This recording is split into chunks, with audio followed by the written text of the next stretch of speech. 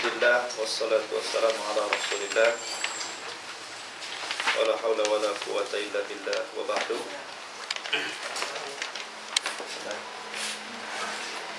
Kita masuki Al-Aziz.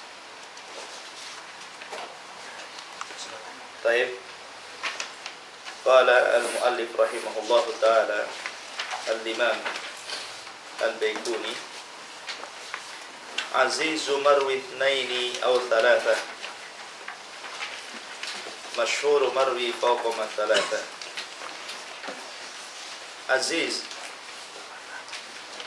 adalah sebuah hadis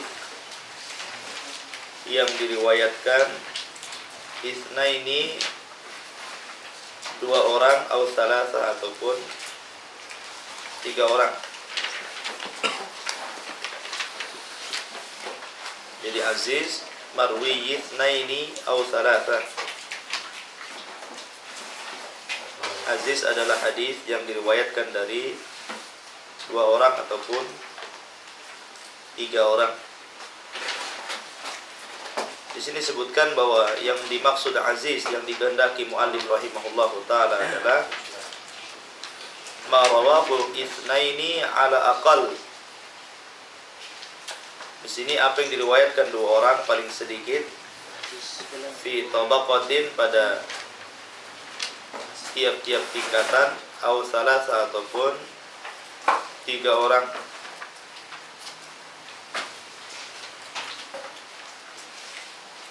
Perhatikan di sini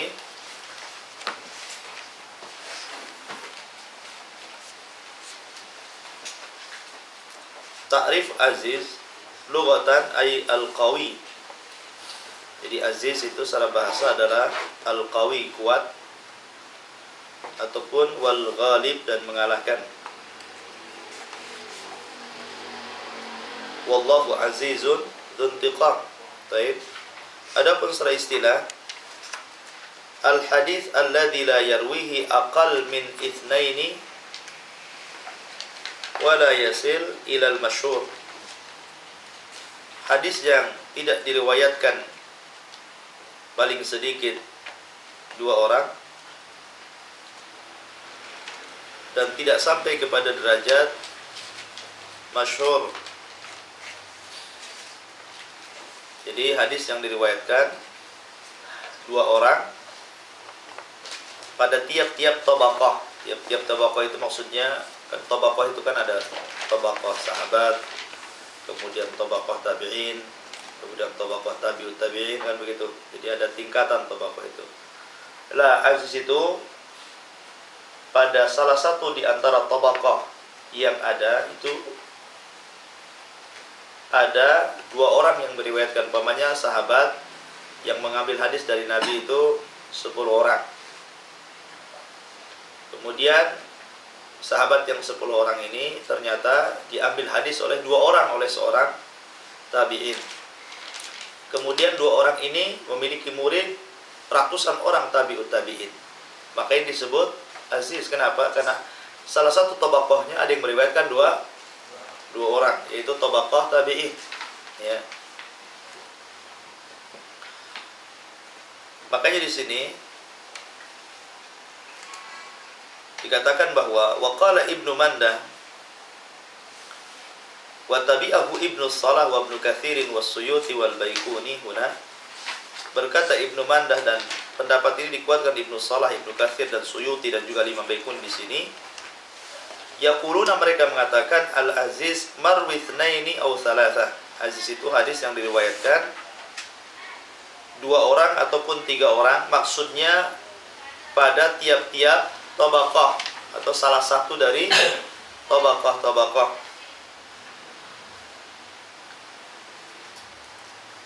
Contohnya di sini, perhatikan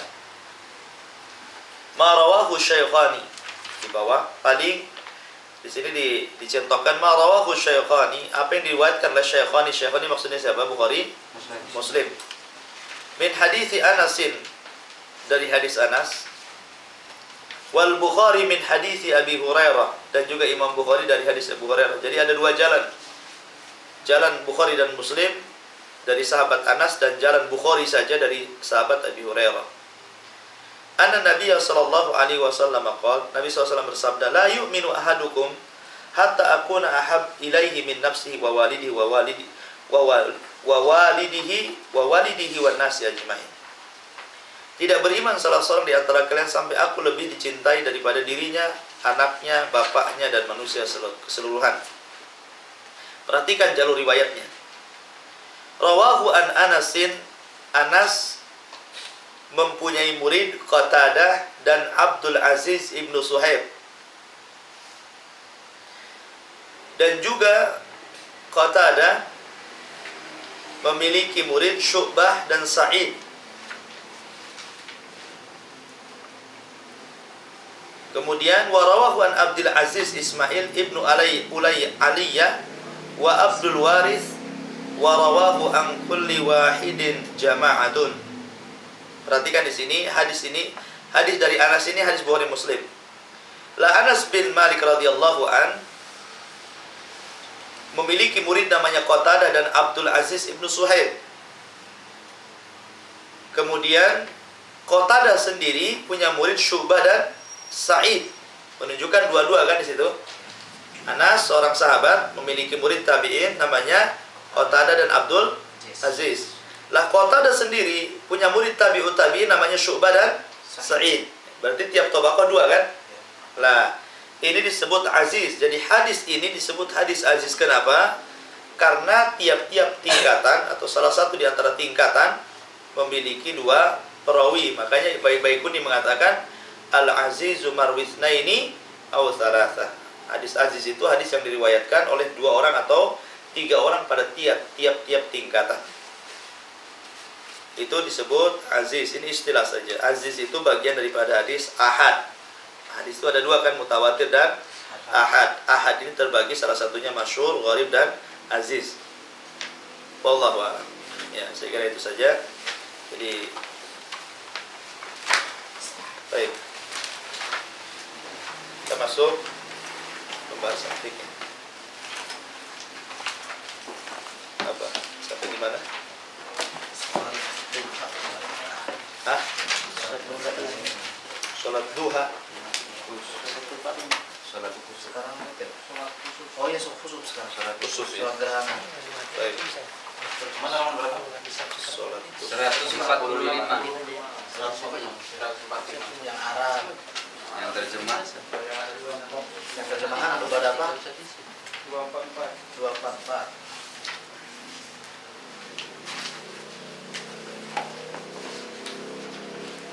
Salat gerhana ya.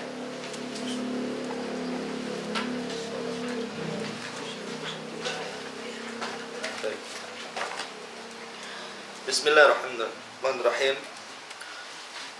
Qala mu'allif rahimahullahu ta'ala salatul kusufi. Salatul kusuf. Kusuf itu biasanya bicara tentang gerhana matahari.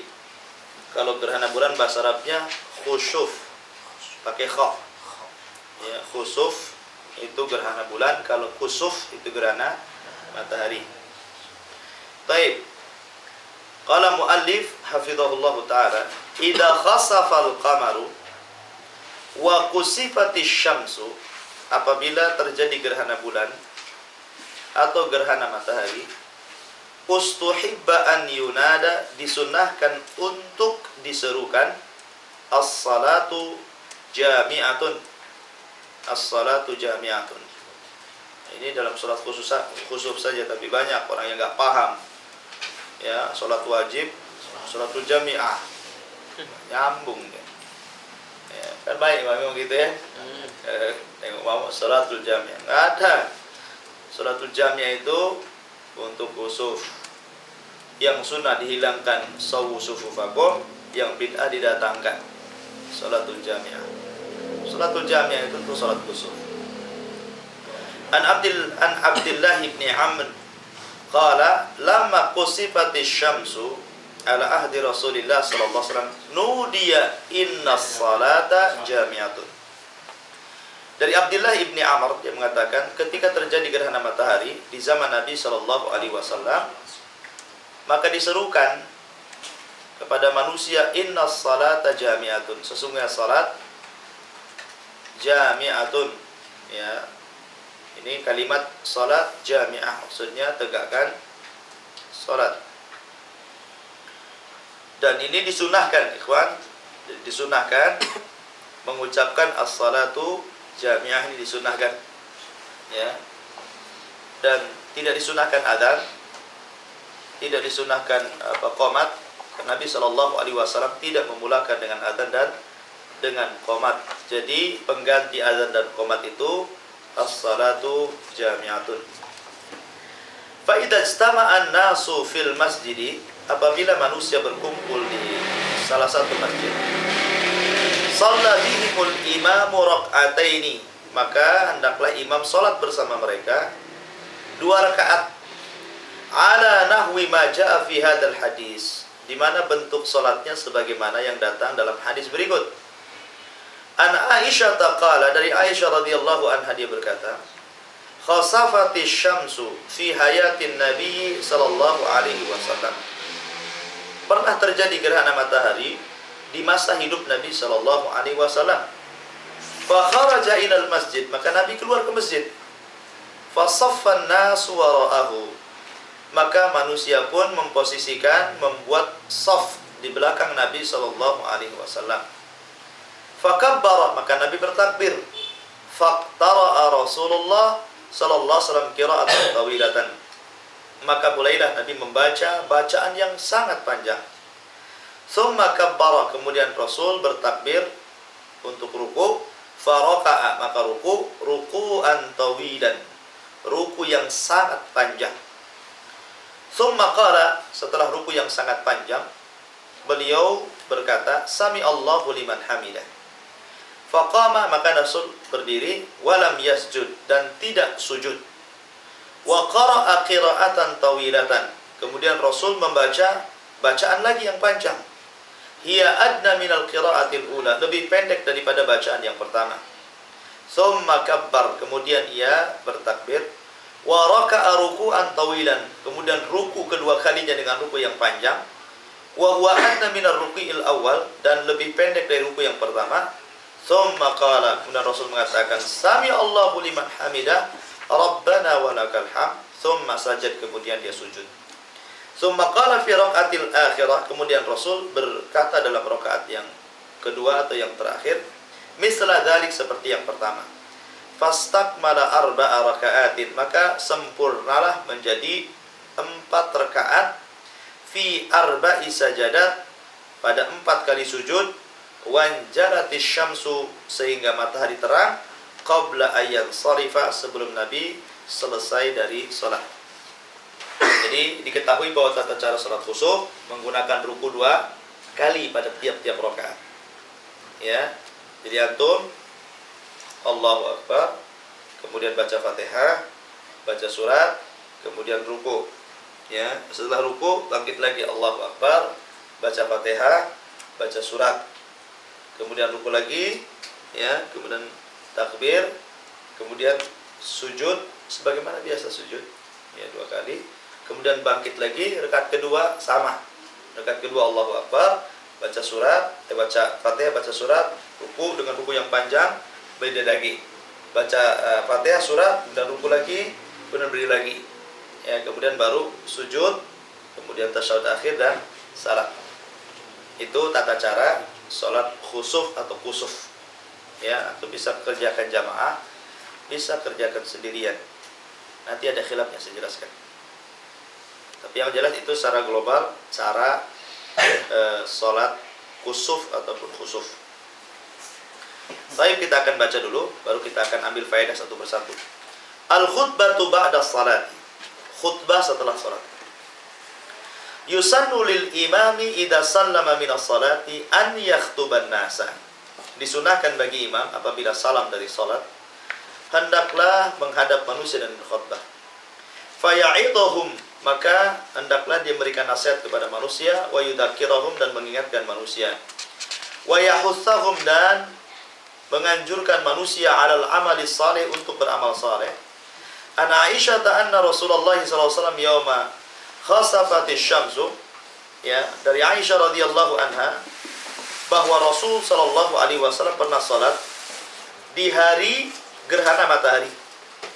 Tsumma dzakara sifat as-salati, kemudian Rasul menyebutkan sifat salat. Tsumma dzakara, kemudian Aisyah menyebutkan sifat salat khusuf Nabi SAW. Qalat, maka Aisyah berkata, tsumma salam, kemudian beliau salam, wa qad tajallati syamsu, dan sungguh matahari telah terang. Fa khataban nasa, setelah salat maka Nabi berkhutbah di hadapan manusia. Fa qala fi kusufi syamsi wal qamar, maka Rasul berkata ketika gerhana matahari dan bulan, innahuma ayatan, sesungguhnya matahari dan bulan ketika gerhana adalah dua tanda-tanda min ayatillahi, dari tanda-tanda kekuasaan Allah. La yakhsifani, keduanya tidaklah terjadi gerhana, limauti ahadin, karena kematian seseorang, wala li hayatihi, ataupun hidupnya seseorang. Fa idza ra'aitumuhuma, apabila kalian melihat keduanya matahari dan bulan ketika gerhana, fabza'u ila salati, bersegeralah kalian mengerjakan salat. Kenapa Nabi mengatakan seperti itu? Karena ketika terjadi gerhana meninggal anaknya Ibrahim. Ya, ketika anaknya meninggal, Ibrahim anak Maria Kiptia yang satu-satunya anak laki-laki Nabi Shallallahu Alaihi Wasallam dari keturunan Maria Kiptia, ketika Ibrahim meninggal, ketika itu terjadi gerhana, sehingga orang-orang menganggap tatayur dengan gerhananya. Waktu itu disangka itu adalah kematian putranya Ibrahim. Maka Nabi mengatakan, tidak, gerhana itu merupakan tanda-tanda kekuasaan, bukan karena matinya seseorang, juga bukan karena hidupnya seseorang. Bukan karena orang yang melahirkan ketika gerhana dia akan jadi orang mulia, bukan karena ketika terjadi gerhana dia mati berarti dia orang yang dihinakan, bukan begitu, atau dia orang mulia. Nabi membantah perkara itu, ya. Kemudian di sini an Asma qalat, dari Asma beliau mengatakan, qala qad amara an-nabiy sallallahu alaihi wasallam bil itaqati fi kusufi syamsi. Sungguh Nabi memerintahkan untuk memerdekakan para budak ketika gerhana matahari. Artinya disunahkan ketika terjadi gerhana apa? Berbuat baik, gitu loh. Memperbanyak amal, memperbanyak sedekah, memperbanyak zikir, memperbanyak qiraatul Quran, begitu seterusnya. An Abi Musa qala, dari Abi Musa beliau mengatakan, khasafati syamsu, telah terjadi gerhana matahari. Faqama Nabi sallallahu alaihi wasallam, maka Nabi langsung berdiri fazi'an, dalam kondisi takut. Yahsha an takuna sa'ah, Nabi sangat takut jangan-jangan tegaknya hari kiamat. Fa'atal masjid, maka Nabi mendatangi masjid. Fa shalla bi atwali qiyamin wa ruku'in wa sujudin, maka Nabi salat dengan berdiri yang panjang, ruku yang panjang, dan sujud yang panjang. Ra'aituhu qatun yaf'aluhu, aku hanya melihat satu kali beliau melakukan seperti itu. Wa qala, kemudian Nabi SAW bersabda, hadhil ayat allati yursilullahu la takunu li mauti ahadin wa li hayatihi, walakin yukhawifullahu biha ibadahu, fa idza ra'aitum syai'a min dzalika fafza'u ila dzikrihi wa du'aihi wa istighfarihi. Ini adalah tanda-tanda yang Allah utus, bukan karena kematian seseorang, bukan pula karena hidupnya seseorang. Akan tapi Allah menakut-nakuti dengan gerhana itu hamba-hambanya. Apabila kalian melihat gerhana, maka takutlah, bersegeralah mengingat Allah, berdoa kepada Allah, dan mintalah ampun kepada Allah Subhanahu wa ta'ala. Jadi menunjukkan bahwa ketika terjadi gerhana kita disuruh untuk mengingat Allah, berdoa, istighfar, sedekah. Ya, itu 4 perkara jangan dilupakan. Wa dhahiru qaulihi sallallahu alaihi wasallam, adapun dhahir sabda Nabi SAW, fafza'u, bersegeralah, sampai akhir hadis. Al-wujub memiliki makna wujub, karena perintah, ya, memiliki makna wajib. Bersegera artinya segera, ketika gerhana segera ke masjid, gitu loh. Jangan ditunggu-tunggu. Ya, pokoknya tinggalkan ketika terjadi gerhana, tinggalkan semua pekerjaan antum, masjid, masuk ke masjid, ya, dan sholat di situ. Fatakunu sholatul kusuf fardu kifayatin. Dari sini ada sebagian ulama mengatakan bahwa hukum sholat kusuf itu fardu kifayah. Artinya ketika antum belum sholat, ternyata ada orang sholat di sana dan sudah selesai, berarti gugur kewajiban antum sholat, itu maksudnya. Tsumma saqa ba'dal ahadits, kemudian beliau mengiringkan beberapa hadis yang sahih fi al-fil amri biha, dalam perintah salat khusuf. Wa huwa dhahiru sani'il Ibnu Huzaimah, dan itu juga pendapat Ibnu Huzaimah dalam sahihnya. Babul amri bis salati inda khusufi syamsi wal qamar, bab perintah untuk salat ketika terjadi gerhana matahari dan bulan. Kemudian wakal hafid, berkata Hafid Ibnu Hajar, fal jumhuru ala annaha sunnatun. Tapi beda. Kalau tadi pendapat pengarang dan itu pendapat Ibnu Huzaimah mengatakan wajib kifai, maksudnya kifayah. Jumhur tidak. Jumhur mengatakan sunnah muakkad. Wa sarraha Abu Awana, tetapi Abu Awana di lain tempat jelas-jelas mengatakan dalam sahihnya biwujubiha, tentang wajibnya, walam arahu li ghairihi, dan aku tidak melihat selain beliau Ibnu Awan yang mengatakan seperti ini. Illa ma hukiya an Malik, kecuali yang dihikayatkan daripada Imam Malik, annahu ajraha majral jum'ah, menyamakan bahwa salat kusuf ini seperti salat Jumat. Wa naqala Zaid Ibnu Munir, dan berkata dan dinukilkan dari Zaid Ibnu Munir dari Abi Hanifah, annahu aujabaha, beliau mewajibkannya. Wa kadza naqala ba'dul musannifi al-Hanafi annahu wajibatun, begitu juga dinukilkan dari sebagian orang-orang yang bermadzhab Hanafi bahwa salat kusuf itu hukumnya wajib. Baik, kita akan membahas masalah-masalah yang ada dalam salat kusuf. Pertama, tentang hukum salat kusuf sudah dijelaskan bahwa terjadi khilaf, silang pendapat. Ada yang mengatakan sunnah muakkadah, dan itu pendapat jumhur. Ada yang mengatakan wajib kifayah, dan ini pendapat siapa? Pendapat Abu Hanifah, pendapat Hanabilah, dan pendapat muasirin Syekh Ibnu Utsaimin rahimahullah ta'ala. Syekh Ibnu Utsaimin rahimahullah ta'ala mengatakan bahwa salat kusuf itu fardu kifayah, dan ini pendapat yang kuat. Artinya kalau sudah antum lupa ketiduran gitu kan, tahu-tahu sudah selesai, nggak perlu, karena sudah ada orang lain yang sholat. Ya, kecuali kalau satu kampung tidak ada yang sholat kusuf, maka berdosa semuanya. Tapi kalau sebagian orang sudah mengerjakannya, maka gugur kewajiban yang lainnya. Kemudian kapan waktu sholat kusuf itu? Ya, kapan terjadinya waktu sholat kusuf? Jadi sholat kusuf itu ya ketika pas terjadi gerhana, jam berapa saja. Ya, kalau terjadi gerhana, segera masuk masjid, kemudian sholat kusuf langsung. Ya, sampai akhirnya kapan? Sampai hilang kusufnya, sampai terang. Cuman para ulama berselisih, apakah kalau gerhananya di siang hari dikeraskan atau tidak bacaannya? Begitu juga kalau terjadi kusufnya di malam hari, dikeraskan atau tidak bacaannya? Kenapa? Karena sholat siang itu umumnya tidak keras. Zuhur, asar kan tidak keras. Tapi kalau sholat malam, maghrib, isya, subuh itu dikeraskan. Bagaimana kalau terjadi dengan sholat kusuf di siang hari? Ya, apakah dikeraskan atau tidak? Begitu juga kalau terjadi di malam hari, apa dikeraskan atau tidak? Itu terjadi khilaf para ulama. Ya. Nah, sebagian para ulama mengatakan bahwa kalau terjadi kusuf gerhana di siang hari, maka sholatnya tidak dikeraskan. Sebagaimana sholat-sholat siang, duhur dan asar, ya, tidak dikeraskan. Dan ini adalah pendapat Imam Syafi'i, Imam Malik, Abu Hanifah, dan juga Al-Laitsi. Ya, Imam Malik. Kenapa? Berdasarkan sebuah hadis dalam Musnad Imam Ahmad, di mana Ibnu Abbas pernah mengatakan, "Shallaitu khalfan Nabi sallallahu alaihi wasallam al-kusufa falam asma minhu harfa." Katanya Ibnu Abbas, aku pernah sholat di belakang Nabi, sholat gerhana, dan aku tidak mendengar Nabi mengeluarkan suara. Menunjukkan bahwa kalau di siang hari, Nabi menyamakan bacaannya dengan duhur dan asar, artinya tidak dikeraskan. Pendapat yang kedua, justru dikeraskan. Ya, al-jahru bil qiraah, dikeraskan dengan bacaan. Dan ini adalah pendapatnya Imam Ahmad, pendapatnya Ishaq, pendapatnya Abu Yusuf. Abu Yusuf ini kawan Abu Hanifah dan juga muridnya, Muhammad bin Hasan. Ya, dan ternyata Abu Yusuf berbeda dengan gurunya. Gurunya mengatakan sir, muridnya mengatakan jahr. Ya. Nah, kemudian juga pendapat yang kedua ini adalah pendapat Imam Ibnu Huzaimah, dipilih oleh Syekhul Islam Ibnu Taimiyah, dan juga dipilih oleh Imam Ibnu Qayyim rahimahullah ta'ala, murid Ibnu Taimiyah. Dan inilah pendapat yang kuat. Inilah pendapat yang kuat bahwa sholat kusuf di siang hari tetap dikeraskan bacaannya.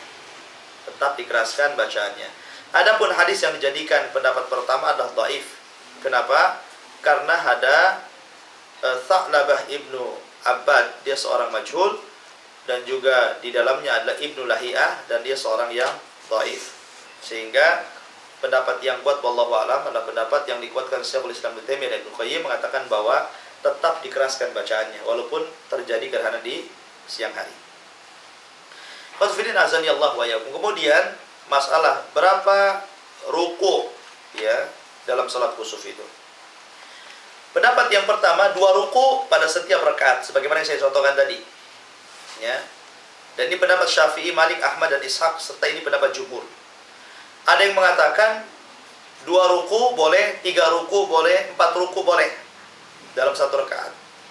Ya, dan ini adalah salah satu riwayat daripada Imam Ahmad dan pendapat Ibnu Huzaimah, Ibnu Mundhir, Al-Khattabi dan yang lainnya. Kemudian pendapat yang ketiga seperti sholat Jumat. Artinya rukunya ya, seperti sholat Jumat, ya seperti sholat Jumat ya ruku 1 kali ya dalam setiap rakaat. Tapi pendapat yang kuat, pendapat yang pertama berdasarkan dhahir hadis. Maksudnya 2 ruku sekali sujud ya, 2 ruku dalam setiap rakaat 2 ruku maksudnya. Sebagaimana yang tadi contohkan. Itu pendapat yang sangat kuat sekali wallahu a'lam. Pertanyaannya sekarang, bagaimana kalau antum masbuk kemudian mendapatkan rukunya imam yang pertama? Paham ya? Antum masbuk ke masjid, sudah sholat, tetapi imam ini baru melakukan 1 ruku. Ya, kan sholat kusuf kan Allahu Akbar, kemudian baca Fatihah, surat Allahu Akbar, ruku, kemudian bangkit lagi. Nah, antum di sini baru datang. Ya, pada ruku yang pertama antum datang. Apakah orang yang mendapatkan ruku pertama dikatakan 1 rakaat? Paham ya pertanyaannya? Karena ada hadis mengatakan man adraka rukuan faqad adraka rakatan. Barang siapa mendapatkan ruku dia mendapatkan 1 rakaat. Jadi kalau antum sholat wajib gitu, ketika antum masbuk mendapatkan rukunya imam berarti antum sudah dapat 1 rakaat kan gitu. Sekarang pertanyaannya, karena dalam sholat gerhana itu ada 2 ruku per setiap rakaatnya, antum baru dapat 1 ruku nih. Apakah juga dikatakan 1 rakaat? Ini menjadi khilaf panjang para ulama. Jadi ada yang mengatakan bahwa orang yang mendapatkan 1 ruku maka dia mendapatkan 1 rakaat. Dan ini adalah pendapat Hanabilah. Pendapat Hanabilah. Tetapi pendapat yang kedua dan ini pendapat yang kuat bahwa dia belum dikatakan dapat 1 rakaat. Kenapa? Karena dia cuma dapat 1 ruku. Kapan dikatakan 1 rakaat? Kalau dia mendapatkan 2 ruku. Ini pendapat yang kuat dan ini yang dikuatkan oleh Syekh bin Baz dan Syekh Utsaimin rahimahullahu taala, dan ini merupakan mazhab Syafi'i dan juga mazhab Hambali yang masyhur dari mereka. Wallahu a'lam. Ya.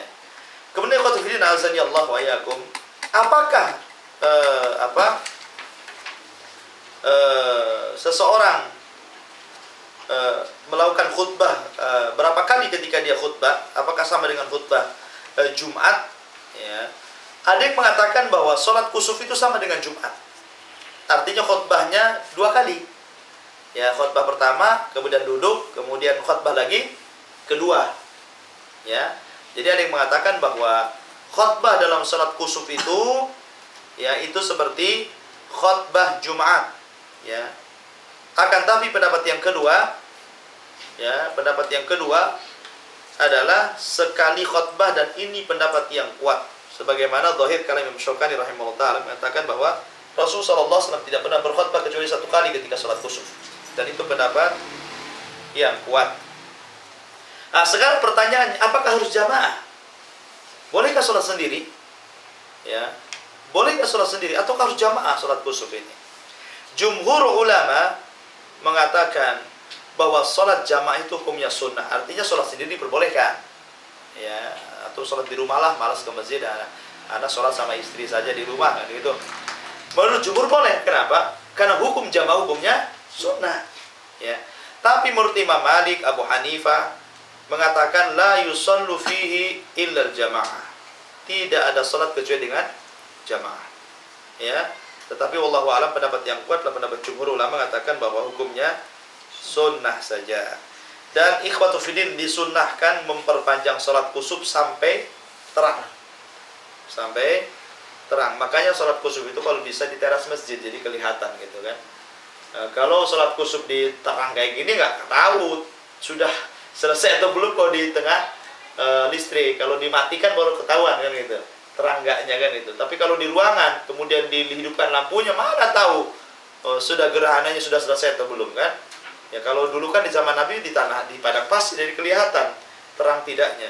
Ya kita kalau bisa juga begitu, di teras saja. Kalau masjid ada terasnya luas dan memungkinkan untuk melihat suasana sekitar, maka itu lebih utama karena kita bisa memastikan gerhananya masih atau tidak. Kalau dalam masjid nggak tahu. Ya. Yang payahnya banyak orang yang sholat kusuf bacanya pendek-pendek. Ya, ini tidak disunahkan. Justru disunahkan itu adalah itolatu sholatil kusuf. Ya, ini memperpanjang sholat kusuf waktu sholat gerhana, wallahu a'lam.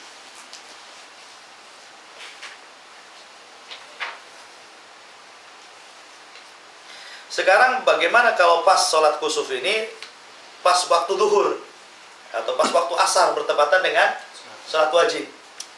Ya, waktu kusuf kok bertepatan? Mana yang dahulukan nih? Kok pas pula dengan waktu duhur? Nah, duhur dulu atau kusuf dulu? Kusuf dulu atau duhur dulu? Nah, maka ataupun pas dengan jenazah. Ya, pas antum ngantar jenazah, langsung gerhana. Mana dulu ini? Kusuf dulu atau jenazah dulu? Jenazah dulu atau kusuf dulu?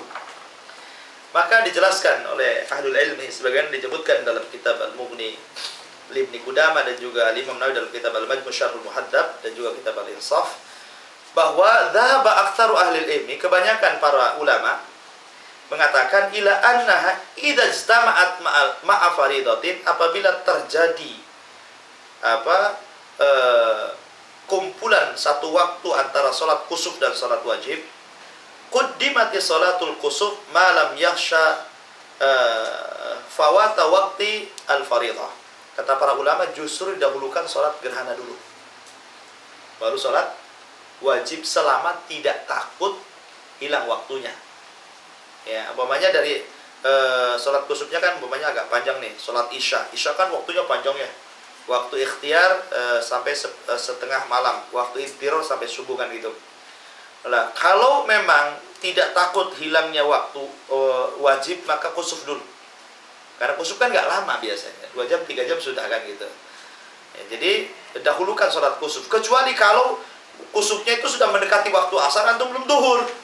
Ya duhur dulu, nanti hilang waktunya. Nah ini yang pertama, kalau bertepatan dengan sholat wajib.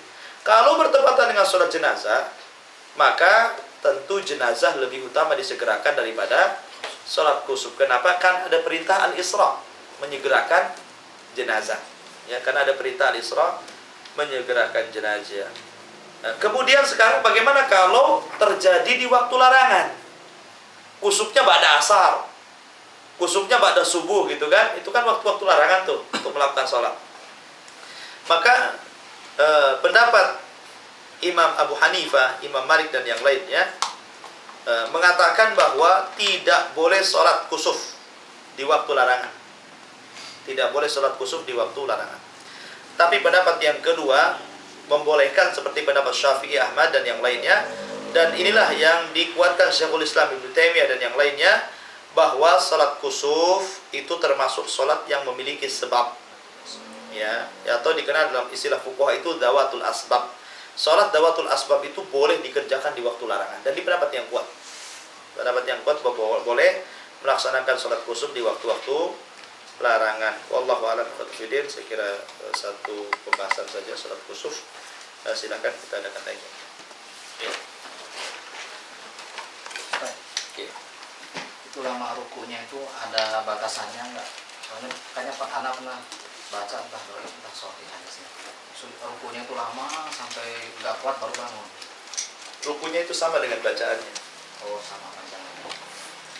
Ukurannya itu sama dengan bacaan surat. Tapi kalau memang tidak sanggup, maka tidak mengapa, cuman disunahkan. Ruku sebentar nggak apa-apa, cuman disunahkan memperpanjang ruku. Tapi kalau ruku membaca subhanallah a'la subhanallah 3 kali kemudian langsung bangkit, nggak ada masalah. Sah-sah. Ya karena itu hukumnya sunnah saja. Karena kenapa memperpanjang ruku dan sujudnya? Karena memang gerhana matahari dan bulan itu kadang-kadang ada yang lama. Ya ada sampai 2 jam, 3 jam kan. Maka kan kita disunahkan memperpanjang surat, memperpanjang ruku, memperpanjang sujud, biar waktunya habis dimakan itu sampai terjadi gerhana itu selesai. Ya, jadi itu maksudnya. Yang kedua juga karena memang Nabi SAW menganggap bahwa sholat khusuf ini adalah salat yang menunjukkan tanda-tanda hari kiamat. Tanda-tanda hari kiamat. Makanya Nabi sangat ketakutan. Kalau terjadi kusuf itu sangat ketakutan. Nabi dan para sahabatnya sangat ketakutan. Sehingga apabila terjadi gerhana mereka langsung lari ke masjid. Ya. Dan kalau setelah sholat kemudian masih terjadi gerhana, maka mereka akan memperbanyak sedekah. Jadi kalau umpamanya sudah sholat kok masih gerhana, mereka akan pulang ke rumah mereka dan mengambil harta-harta mereka untuk disedekahkan. Sebagian mereka yang punya budak langsung dimerdekakan budaknya, ya, ataupun budak orang lain dimerdekakan. Nah, jadi itu sunnahnya begitu. Jadi kalau terjadi kusuf itu, kalau antum sudah sholat gerhana kok masih, antum segera pulang ke rumah, ambil harta sedekahkan. Yang kata orang miskin, begitu. Itulah ketakutan Nabi SAW karena menganggap bahwa seolah-olah akan terjadi kiamat. Ya, karena itu tanda-tanda kiamat itu adalah kusuf dan kusuf. Ya, di Jazirah Arab. Ya, Wallahu a'lam bishawab. Yang jelas disunahkan memperpanjang ruku dan sujud. Ya. Doanya tetap doa ruku kan? Sama. Tidak ada batasan berapa? Tidak ada batasan. Tidak ada batasan dan tidak ada doa khusus. Baca subhana rabbiyal azim, subhana rabbiyal azim, subhana rabbiyal azim. Terus selama imam belum beranjak terus. Imam Malik mengatakan tidak ada batasan dalam doa ruku. Tidak ada batasan dalam doa ruku. Wallahu a'lam. Tetapi yang wajib itu satu kali. Yang lainnya sunnah. Iya.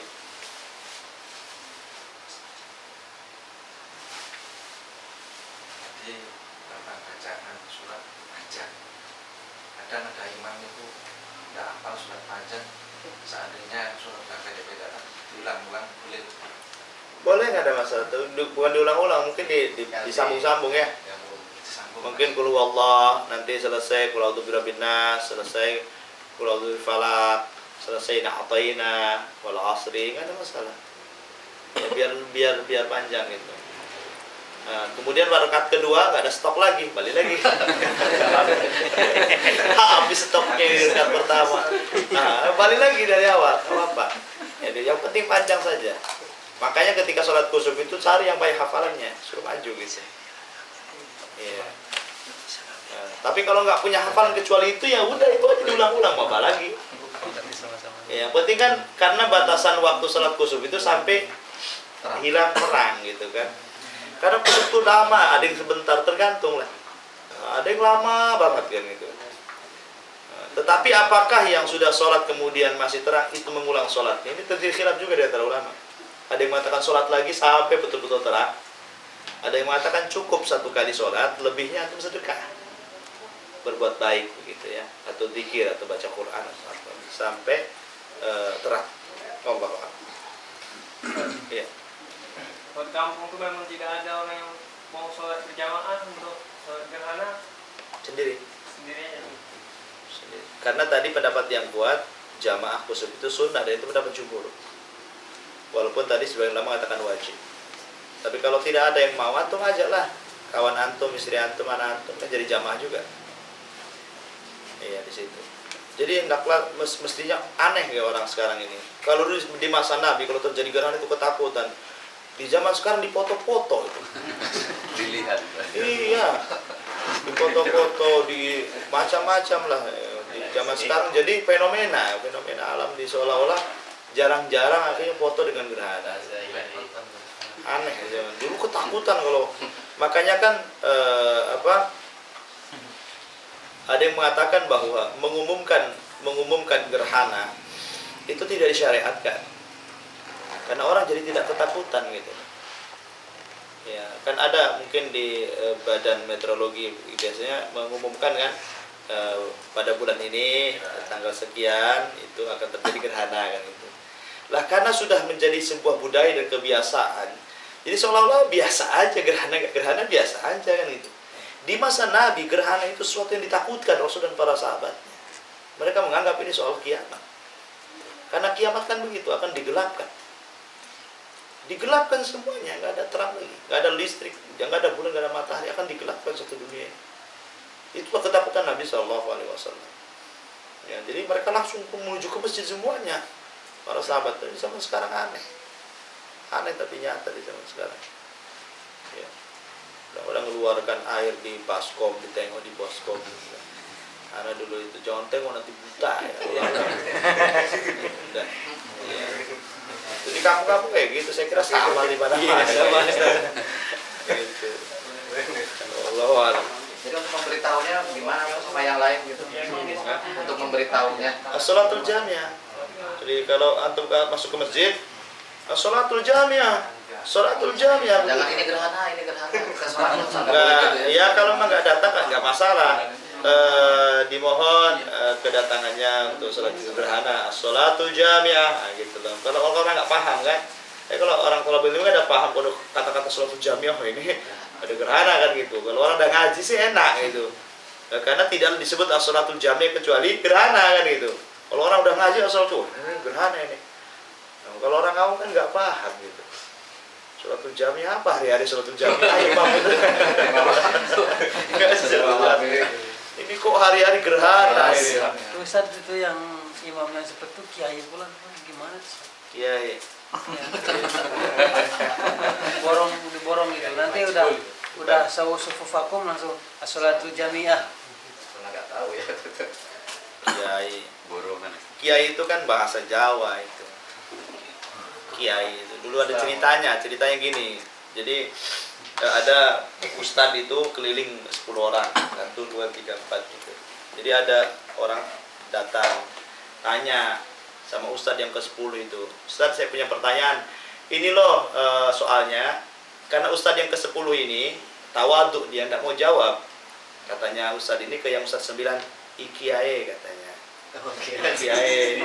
Yang 9 juga begila, nggak mau dijawab tawaduk ya. Kiai gitu. Sampai akhirnya ke saya mau jawab, oh iki kiai jadi kiai gitu.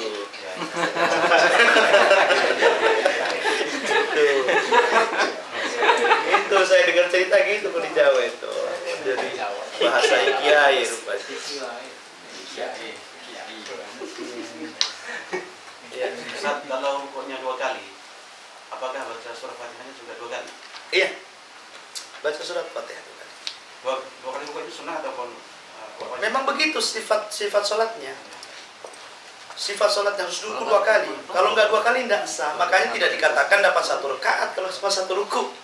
Karena belum ruku dua-duanya. Ya, jadi memang sifatnya begitu 2 ruku. Walaupun terjadi khilaf, ada yang mengatakan 3, 4 ruku kan. Ada yang mengatakan seperti sholat Jumat. Tapi dohir hadis mengatakan 2 ruku sekali rakaat. Ya, jadi setelah bangkit dari ruku pertama baca surat dan Fatihah. Baca Fatihah dan surat. Jangan baca surat. Kesalahan orang itu baca surat, tidak baca Fatihah. Tidak baca Fatihah kemudian baca surat. Itu dohir hadisnya seperti itu. Ya. Allah. Salah khutbahnya Ustaz. Itu boleh nggak khutbah? Khutbah setelah sholat. Ya maksudnya boleh nggak khutbah nggak apa-apa. Nggak apa-apa, sunnah. Tapi khutbah itu kan mengingatkan kita disuruh mengingatkan tentang tanda-tanda bahwa ini sebagaimana disuruh mengingatkan bahwa ini bukan tatayur, bukan seperti orang-orang jahiliyah dulu bahwa kalau terjadi gerhana itu ada yang hidup seseorang dan ada yang mati seseorang. Maka Nabi menjelaskan tidak demikian. Ya karena ketika itu Ibrahim meninggal kan ketika terjadi gerhana. Kata Nabi, jangan kalian sangka kematian anakmu gara-gara tanda-tandanya sebuah gerhana itu. Kata Nabi, bukan, gerhana ini tanda-tanda kekuasaan Allah, bukan karena hidup seorang ataupun mati seseorang. Jadi menunjukkan itu semua tanda-tanda kekuasaan Allah Azza wa Jalla. Ya, Allah. Cukup. Ada lagi? Baik. Subhanallah wa bihamdihi, asyhadu an la ilaha illa anta, astaghfiruka wa atubu ilaik. Allahu ta'ala. Assalamualaikum.